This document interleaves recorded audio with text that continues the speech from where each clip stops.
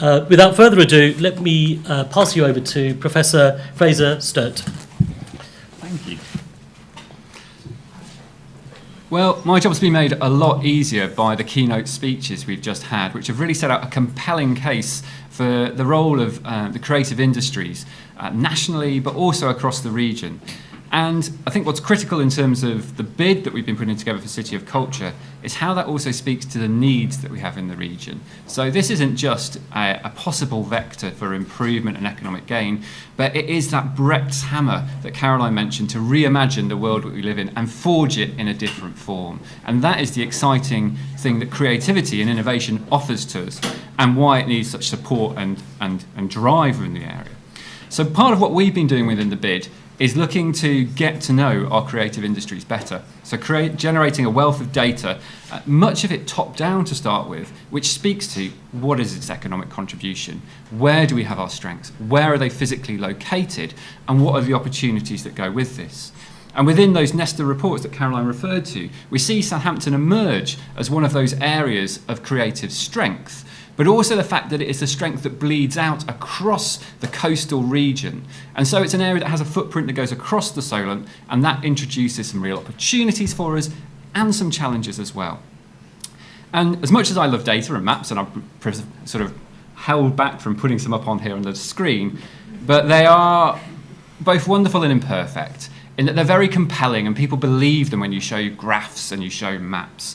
But they create a reality that doesn't always reflect what's happening on the ground. And that's really significant if we want to make change and make plans which are going to have an impact on a region.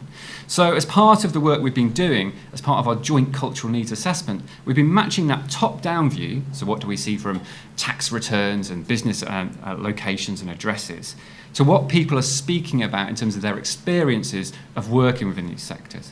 As Caroline noted, we have people that fall through gaps which are fundamental to these industries, the freelancers that we don't see in some of those returns, that we know aren't in those data, but are fundamental to driving that creativity and innovation which can transform our economy. So this isn't a straightforward process. This is, as everyone's been saying, a conversation about what our experiences are and how we leverage those opportunities. And I think really importantly, as Caroline said, how we just imagine a different space that we could occupy as a city and as a region, and how we can make that contribution. And that's what's so incredibly exciting about this. Because we do have challenges within the region, but we also have opportunities. We have challenges around talent retention and upskilling and keeping people in the region and not losing them to other areas.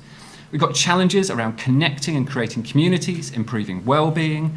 But we've also got challenges around how do we actually make the most of the shared infrastructure that we've got. We have world-class universities, we have incredible industries. As Caroline said, we were at the cutting edge of technology and innovation. And one of the really interesting things we've had in our consultation and discussion with businesses is exactly along those lines, is they don't see this edge between creativity and industry, which we see reported in other areas. There is a need for people to innovate and enable in that way. So we've got a range of information, but it's how we move from data to knowledge to action that is so inspiring. And that is what City of Culture is doing for us. So it is Brecht's hammer that we're trying to construct or forge between us today to understand what our challenges are, how we can use that to forge a different reality. So that's enough from me, and maybe that was 10 minutes, who knows, it was quite enjoyable.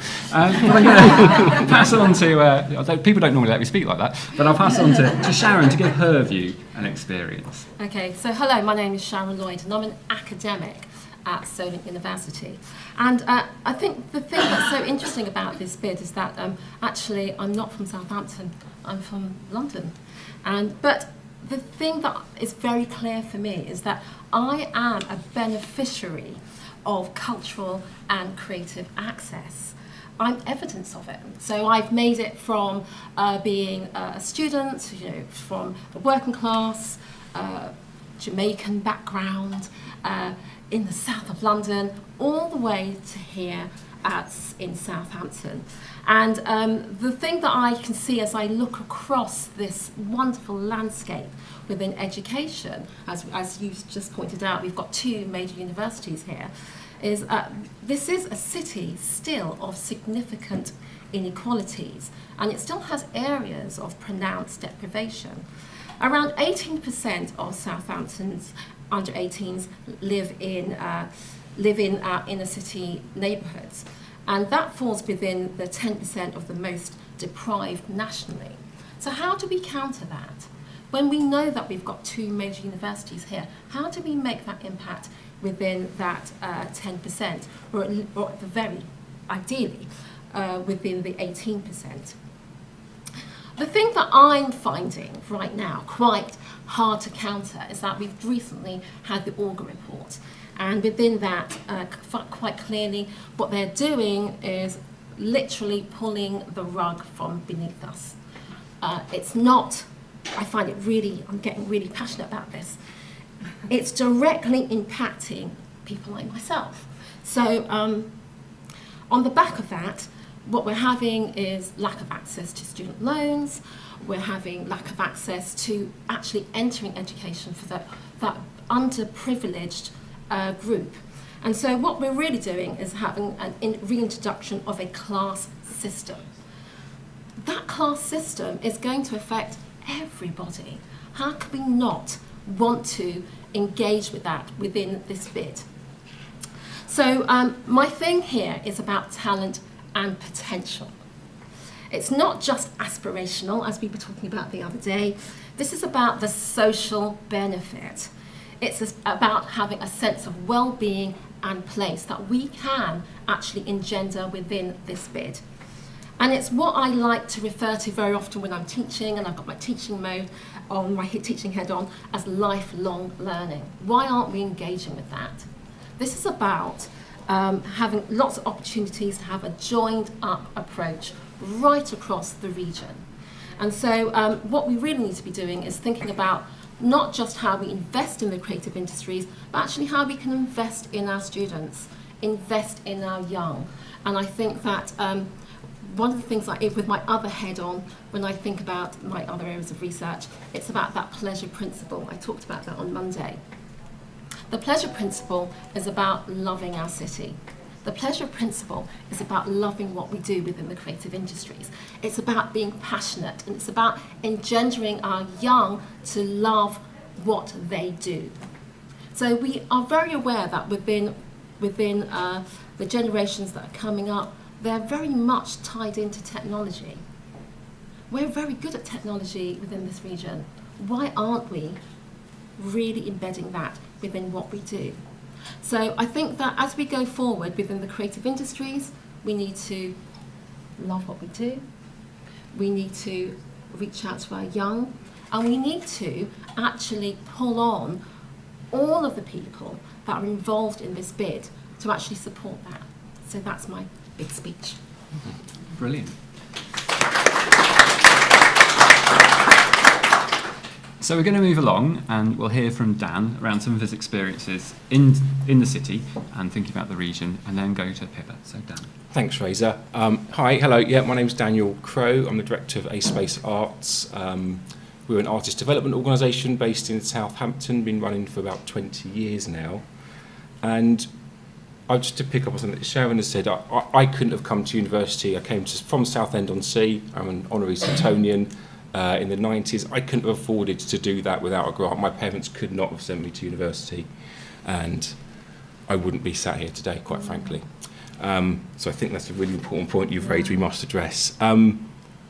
Fantastic to hear from the top about the kind of the big picture. I guess I'm going to talk more from the bottom, from the streets of Southampton, and the lived experiences I've seen artists have in the city over the last 20 years. And I just think it's important just to clarify where I'm kind of sitting in the creative industries. It's this huge spectrum, and it includes so many big companies. Actually, I'm talking about artists.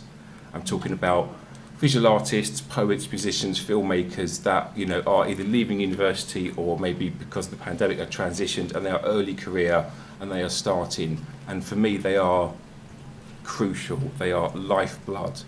They are part of that DNA that we've been talking about. So when I talk about creative industries, I'm going to talk about artists. The streets of Southampton are full of opportunity. I've always felt they have been. And we benefited from that as an organisation when we began back in 2000. And there's some common things I think that all of those artists at the start of their career need, which is, some basic things. It's access to affordable space. It's access to finance. That can be micro. We started on a £1,000 grant from Hampshire County Council. And they just need space and time to be nurtured. And I'll come on to some differences, I think, later on, but what Southampton has been good at doing is kind of making itself open. I think if you have an idea in Southampton as an artist, you can find somewhere to put it on. I think we found that in 2000 when we started. We worked tremendously hard, but we found cheap space and we found access to some funding, and that's what we needed to get us going. I'm going to talk about creative communities. Actually, the name of our charity is A Space Growing Creative Communities, and I think that's absolutely central to any city, any region that has creative aspirations. And for me, I think the creative communities that we see in Southampton, I'm going to talk about an old Northern Road, which is just a stone's throw from here, a group of artists that have been gathering now over the last this will be the 5th year, and the impact they can have on a place, and the impact a creative community can have on the vibrancy of a place, and how that can help really change it. I think cultural reanimation is a phrase that I've invented at all, but I've certainly used when I've talked to funders about some of our projects. What are you going to do? We're going to culturally reanimate an area. How are you going to do that? We're going to support artists. We'll let them have the ideas. You won't ever second guess what an artist is going to come up with. Don't try. Just support them to have their own ideas. Give them that space. And I think when a creative community does grow in an area, the impacts can be economic. We were talking about people that could be sole traders, micro traders. They're not going to be big employers, but they will pay the rents on the properties that they inhabit. There is the secondary economy. They love a pub and a shop. There's all the infrastructure around them that the city can benefit from. Bear with me. But it's about vibrancy of place. And I think that's such an important, and I don't know how we quantify this in the big picture. It's not a pound sign. How do you put a value on the vibrancy of a place rising? And there's so many examples throughout history. You look at the East End of London in the 60s, 70s, run-down area. The artists moved in. The vibrancy rose. The property prices rose. Gentrification came along. The artists move out.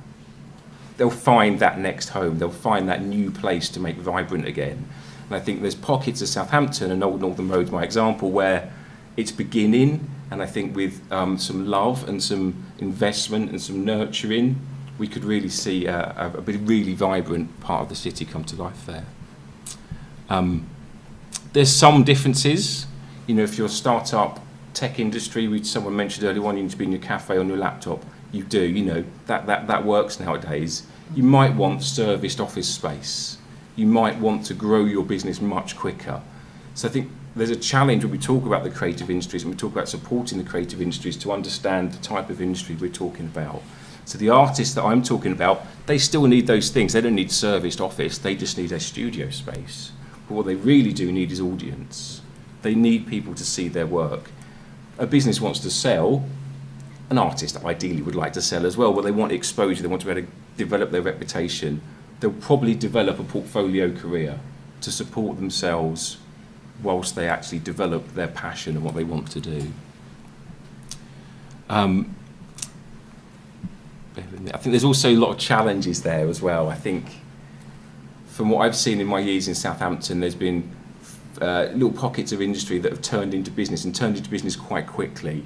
And actually the artists, it's the duration, it's that kind of process and that time that they need to be nurtured that feels to me is a big difference between a start-up company that's going to be big and ambitious and make lots and lots of money, and an artist that's going to change the vibrancy of a place and it's going to ask questions about society around it. And it's the duration and the care and the package you need to put around that, which I think is different from fast-growth industries. So for me, I think visual artists and visual arts is actually a real strength of our region. We have fantastic gallery provision, but we've got the most amazing universities that produce the most amazing talent. We're blessed in that way, and this notion that's been mentioned 3 or 4 times already about retention, that's so important to a city, and I think to this city in particular. And it's something we've been able to do in Northern Road. It begins to give those artists that love, that care, that space, and it's turning into a community. It just takes time. So whilst the economic outputs might immediately be modest, I think there's a much bigger picture there. And I think the impact that a creative community can have on a place shouldn't really be underestimated. I don't know how we can define its value. I'd love to have that conversation. But I think it's super important. And I think Southampton is so well placed to not be the next Bristol or Brighton, because they've done it. We want to be Southampton. And I think that's super important. We can look at those people as aspirational models, but we need to do it in our own way and make it our own city and do it with our own voice. The film, Claire, Jem, that's amazing. Yeah. And to see it fronted by Isha, one of our local heroes, is absolutely brilliant. So congratulations on that. So that's my message really. It's support the artists on the streets, because they're the ones that will make a place vibrant, and they're the ones that will change our city.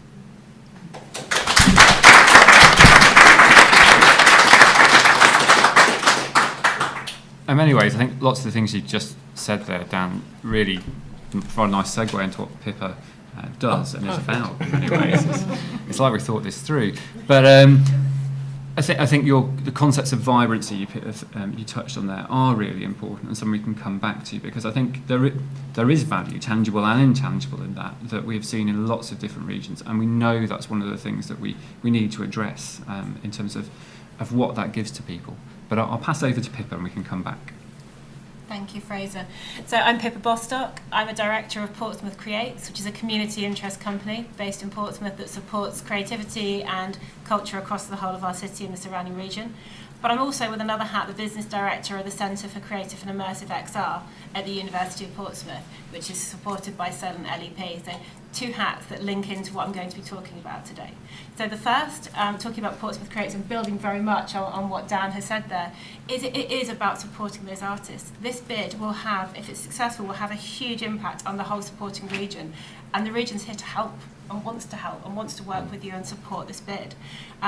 We're currently collaborating with Coventry on a piece that's going to be there at the end of March. So the benefits for the whole region will be huge. I think it's so important that other surrounding areas will be able to help and get involved in this. Portsmouth Creates exists to enable artists to have that voice, to enable them to engage and to understand the ways in which they can do things across the city and work together. We've done everything from light festivals through to we've done market. We took over buildings, a bit guerrilla style actually. We took over an abandoned Debenhams building and turned it into a creative market in the middle of deepest, darkest lockdown, when people were just starting to get back out a little bit. And that generated 1.2 million of economic impact for the city over 3 weekends. But more than that, and more important to me, was actually the mental well-being it created. I had artists crying because they could pay their rent for the first time in 6 months because they've been able to sell their goods. They had a marketplace. So when we talk about the power and the importance of this, for those freelancers, this is everything. Mm-hmm. And this bid is so important because it will enable so much more of that, and it will enable us to grow and to work together. And that's why I'm so passionate about supporting this and working with everyone to make it the best it can be for the whole region. But we've got the talent pipeline, which is a huge part of what we're all here for today. The growth in the creative industries that Caroline and all of our wonderful speakers today have spoken about, it's only possible if we enable the talent pipeline and enable us to keep creating those wonderful graduates and other freelancers and artists coming onto the market that have those skills, that can keep filling those roles. Those of you who work in the industry will know that real-time games engine developers, for example, they are rarer than hen's teeth. They're so rare at the moment because everybody needs them, because they're being used in more and more sectors. And as we've said today, creative industries, they can work with every business, in every sector. There's so many ways they can benefit them. But if we want to keep producing those, we need to enable them to access those skills, access those facilities. That's why I'm so personally grateful to Anne-Marie and to Solent LEP for working with us on the Centre for Creative and Immersive XR, because that enables us to open the doors to businesses across the region. We launch formally on May the 4th, and we have 12 different areas of immersive technology, from volumetric capture through to motion capture, photogrammetry, and lots of other things I won't go into today. But the point is, this facility is there for the region. It's there for everybody to use. It's there for everybody to engage with. And I think as we go forward, I think there's so many different ways in which we can plug back into the bid, hopefully, and work with yourselves and work together. We're so much stronger if we work together, and I think it's really important to sort of recognise that.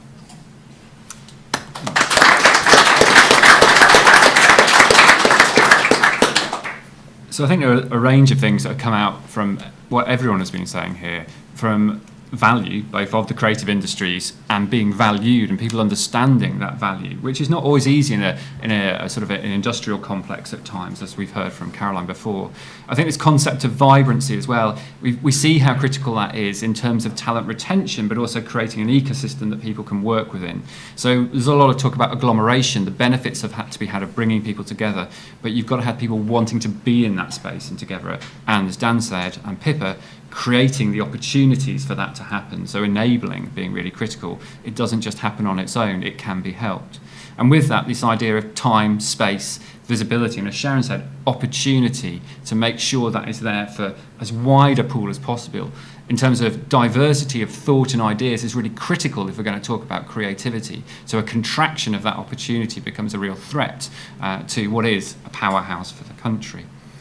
So we have a range of themes which we, I think, could happily talk about, and we have in previous discussions around this, and pick up, but we're also open to questions from the floor and from online as well.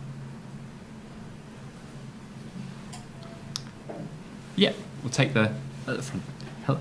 Okay, thank you. So I'm Louise from Artswork. We're a charity that empowers children and young people through creativity. So of course I've been really pleased this morning to hear so many of the speakers talking about young people and the importance of bringing them in, giving them access to that creative education, giving them those opportunities. But of course it's not just about what we can give to the young people, it's also what they bring to our potential for development. So, you know, we do lots of work around employability, and first of all, just want to say we're open to partnership conversations with anybody as we plan going forwards, and I think that joined up approach is really critical.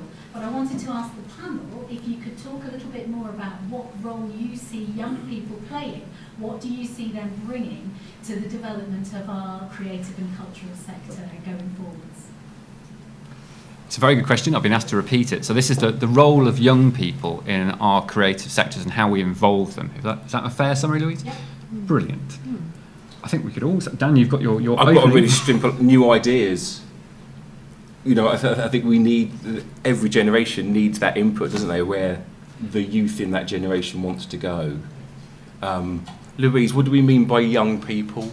Well, for me, actually, it's everything from primary right the way through to your mid to late 20s now. I mean, we're seeing that the young people we see that need support actually need that support and opportunity right the way through, but also have such brilliant ideas and things to contribute. Yeah. But yeah, I'd go up to 30 personally, but Thank you. all the way through. Yeah, I think it possibly plays to Caroline's point about intangibles, you know, and the ideas, the intellectual property. You know, we need that. Every generation needs to come forward, don't they, and speak about what they want to see in their city. And the other thing I think is the fact that with many young people, they need that safe space to make mistakes, because that's how you learn, and that's how you grow and develop, and you leap onto the next new idea. And I think that what we're very good at, and I see this across both universities, is ideation. We're so good at it, and that's why it's frustrating, you know, when we see all that talent leave the region and it goes off into other areas. I walk around and I speak to students from both universities, as I said before, and I am amazed at what they're doing and the connections that they're making. And until we start to finance many more of those spaces where they can explore and make mistakes and grow, you know, I think actually we're going to be really bereft. That's why this bid's so important, because we can see it, we all feel it, we literally feel it, that actually this is an amazing opportunity to push forward and have a major impact, not just across the region, actually, but across the whole country. So I think that the bid's going to be quite significant for all of us. If I can add and sort of follow on from that, I think also the creative industries have this opportunity to catch some of those people that are perhaps more disenfranchised with traditional education, and I think that's really important.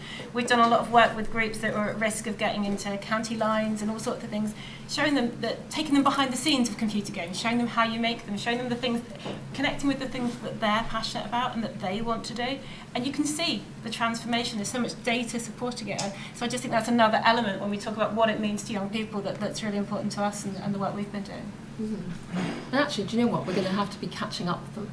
They're so fast with their ideations. We literally have to hold on to them quite carefully because they spill out all their ideas so quickly. It's really exciting, and we need to be able to capture all of that. Yeah. So I think there's something for the feeling is that, of course, they're essential because that they are the future of it, to be that bland about it, but it has to have that opportunity, I think, that's spread across the board and enabling that confidence for them to engage with it. If I was to... What I was going to say is, thank you. Yeah. Is I think it's really important to try to protect play.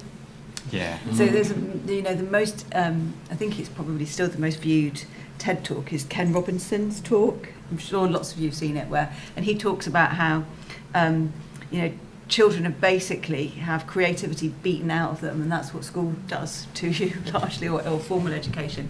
And I'm personally, mother of 2 very grown-up children now. That's absolutely been my experience.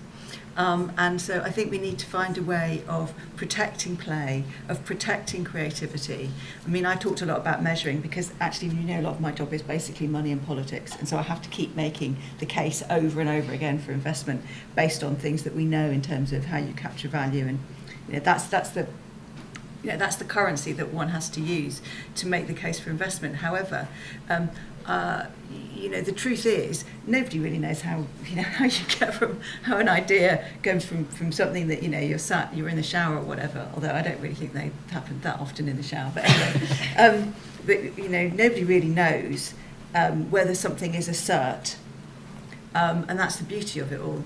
Who would have thought? This is my board. One of my board members is Ian Livingston, who set up Games Workshop, which is basically a game. I'm sure you all know, wizards and dragons and all of that sort of stuff. Set it up in the 1970s, had a conversation with the bank manager. This is what I want to do. Did he get any money? No, obviously. I think they sold something like 2 billion a couple of years ago. And he went on, after Games Workshop, after he sold Games Workshop, he was behind Tomb Raider and the very sort of first sort of big mass video games. And now he runs he's just raised another 300 million for his venture fund that invests in games. But he started out, as well as his Wizards games, he started out writing interactive novels. Yeah, the Fighting Fantasy series. Okay? So again, who knew where that would come from? Who knew where that would go? So nobody knows. You can measure everything.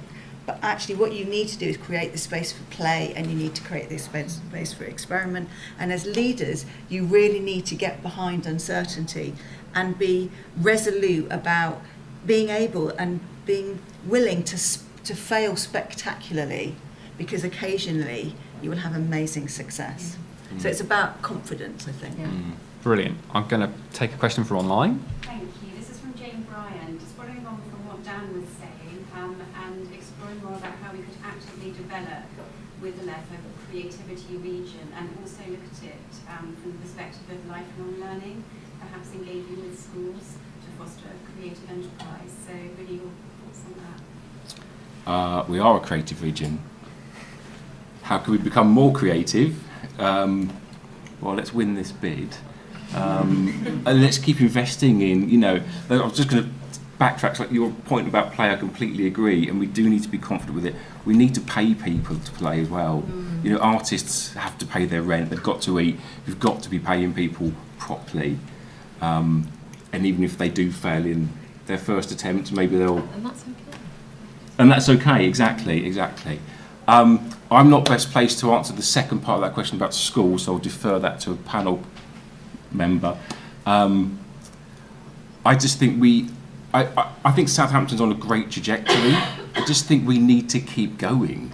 That's the thing, and this, and the bid could really kind of, turbocharge that. And I think it's about continuing to, it's this weird thing at coming out of COVID, isn't it? That actually there's somehow we're better networked, with different networks somehow. The amount of Zoom calls you can have with people in it that you wouldn't have got. That, for me, I'm coming out of that period feeling more connected to people in the industry in the city than I was before. And I thought I was quite well connected before. So, yeah. Sorry, Fraser. No, that's good. And I think the point about the schools is a very good one, about where we situate creativity within the curriculum, and the confidence to see that in different areas, not just in where people think it's going to be. But I'm in motion that we need to move to another question. So if you don't feel it's addressed... Can I just say something about schools? Yeah. I think one of the real challenges is that creative education now is seen as enrichment. Yeah. Okay, so particularly in state schools. You look at any independent school prospectus and it is full of pictures pictures of kids playing instruments, performing, painting. But in mainstream state education, it's enrichment, because there's just no money, there's no time. So again, as more and more power does get devolved and more money does get devolved locally, actually again, local leaders need to make a stand about actually making creativity a big thing within education, because it's not something that should be enrichment, it should be for everybody. It's not an add-on, but the other side of it is actually encouraging more and more spaces, because it's not going to happen overnight. We know that in terms of education within primary and secondary.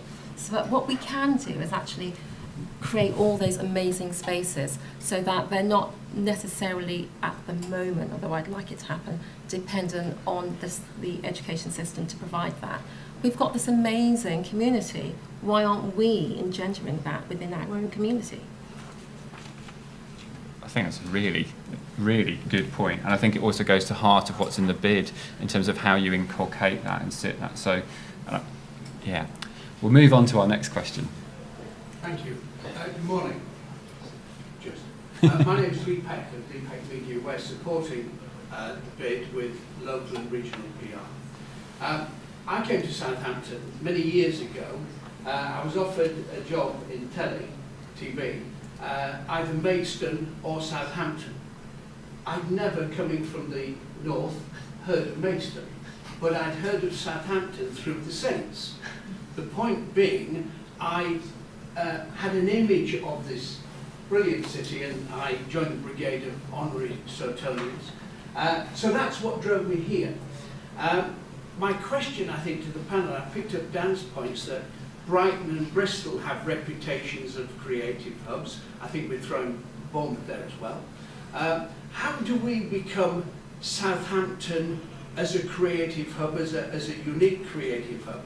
And if the bid's successful, and frankly, even if, heaven forbid, it isn't, should we, and are we going to, put a cohesive strategy together so that we put Southampton on the map, like Silicon Valley in Southampton for techno kids? Can we do that? Can we commit to that? Is Anne-Marie still in the room? So that, we drive this forward, so that we have this impact nationally, so that we have this talent here to invest in this deprivation and drive this brilliant city forward. So there is a question in there somewhere. Okay. I think if I was going to summarize the question is how do we do this? How do we make ourselves visible and on the map in a way that maybe some of us, or some people, think that we aren't at the moment? So are there reflections on that from the panel? I think our cultural vibrancy as a city has been rising, and for a number of years it feels like it's very much going in the right direction. We're not there yet, but we are moving towards it. I think, just to build on the point I was saying earlier on, I think, and this plays into retention as well. I talked to so many kind of artists that finished their degrees visual arts degrees, what are you doing next? Well, we're going to look Brighton, Bristol, London. Why are you going to do that? Well, because they don't really know. They'll then just talk about this kind of cultural, atmosphere that's around a place, and it feels like a place that they can go and find opportunity. So I think there's something that we need to kind of conjure, around that, I think. I mean, I know a little bit about Bristol in particular because I've worked there for the nearly last 20 years, and I would say that if you look at very successful creative clusters, one of the things that they have is really, really difficult RC leaders. Very, it's really simple. You need to have individuals who make trouble for people and keep the creative agenda first and foremost, and because they do that, they build a head of steam, and they build relationships, they build people behind them, and sometimes they're not the easiest people to get on with, but they're really, really passionate about where they're about their city or their region or whatever, and that sort of brings a coherence to it. And the other thing that those places that you've mentioned have is they do have particular cultural organisations that form the backbone of behind that leadership. So you look at Brighton, you've got the festival, you look at Bristol, you've got the Old Vic, you've got Watershed, you've got Arnold Feeney, all three of those organisations have literally gone up and down over the last sort of 20 years or so on. So they haven't had an easy ride, but you've got things to pin it on. So I do think that combination of investing in assets, but also leadership. If you look at lots of other places that don't have lots of infrastructure, what they do have when they're successful, you look at someone like Baltimore, for example, in the States, it is that leadership, it is that desire to be conscious about what you're doing in the cultural space. I'm just going to do a quick fire from online questions for you. So can you just talk a bit more about the ways in which we can work together as in a more joined up way across the region to ensure Portsmouth, Isle of Wight and Winchester also benefit? It's just quick fire answers because I've got loads of questions online. I think talking to each other is where it starts, and collaboration and more events like the fantastic event today. I think we need to talk more, we need to understand what the possibilities are, and then we can all help each other because we are stronger that way. That's amazing. Okay, and from George Newman here, is there a way we can create set cluster meetings across the region? Yes. Yes. Yes. I think that's what we're all saying is yes. Okay, and I'm just going to press the same phone agree. Thank you. I'm Julie Jones-Evans from the Isle of Wight, the Cabinet Member for Regeneration. So thank you for inviting me today. So my question is about placemaking, so that's what I kind of do. And Dan, you said about the journey from the artists move in to press place, and then gentrification has to happen. But does it have to happen? Can we reimagine a different ending where they can actually stay and build their communities even further without being displaced? I would love to see that ending happen. Maybe it's one of the novels that your trustee wrote. I think, there's a tipping point, isn't there, when those property prices become, so desirable that fat white men can make lots of money out of it. Sorry, I just said that, but it's probably true, isn't it? Property developers will come in and they will suck the economy out of it. How do we stop that happening?